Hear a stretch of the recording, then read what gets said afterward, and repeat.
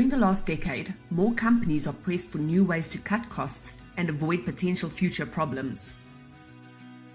A mechanism to achieve this is to implement a proper supply chain risk methodology and process. Supply chain risk means the uncertain future events, potential problems, and/or outcomes that could influence the achievement of the supply chain and overall business objectives. Both risk appetite and risk tolerance are set boundaries of how much risk your business is prepared to accept. Operating within risk tolerances provides an organization's management with assurances that the business remains within its risk appetite, thus ensuring that the organization will achieve its objectives. Supply chain risk management can be defined as the implementation of strategies to manage everyday and exceptional risks along the supply chain through continuous risk assessment with the objective of reducing such risk.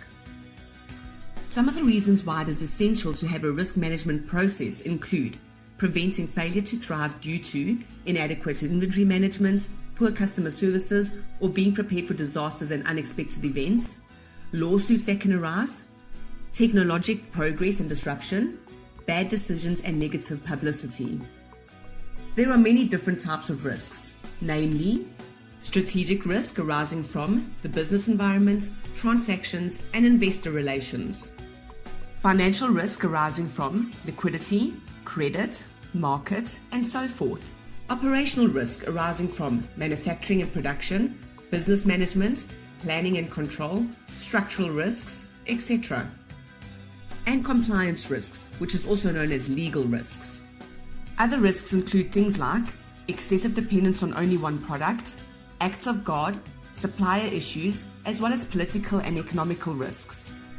There are two main types of risk: external risks, those that are outside of your area of control, and internal risks, those that are within your control. And there are direct risks, which range from staff to working conditions, internal procedures, security, etc. These are things that directly impact the company. And indirect risks, which don't directly impact the business and are not considered by management despite possibly having a negative impact on the company if they were to occur, such as disaster striking a supplier or a customer, or even a subcontractor not adhering to regulations. One can mitigate risks by following the tolerate, treat, transfer, and terminate strategy. Some risk control types are preventative controls, which are designed to prevent an undesired event from happening; detective controls, which ensure that errors are detected when they occur; and corrective controls, designed to correct failures and put in preventative controls to mitigate failure from reoccurring. Of course, it would be best to avoid risk altogether, and with the right business, investment, health and safety, as well as information security strategies, a company can avoid many risks. And it's very important to have contingency plans in place to ensure that in the event of an emergency, the company is able to 1. Contain damage or harm to personnel and property, and 2. Ensure that operations continue as soon as possible. And the company should have a good disaster recovery process in place which will assist them to return back to normal business after a disaster. There are two ways to assess the impact of risk on a business: business impact analysis and risk impact or probability chart. And once these analyses have been completed, recommendations for improvement on contingency plans can be formulated.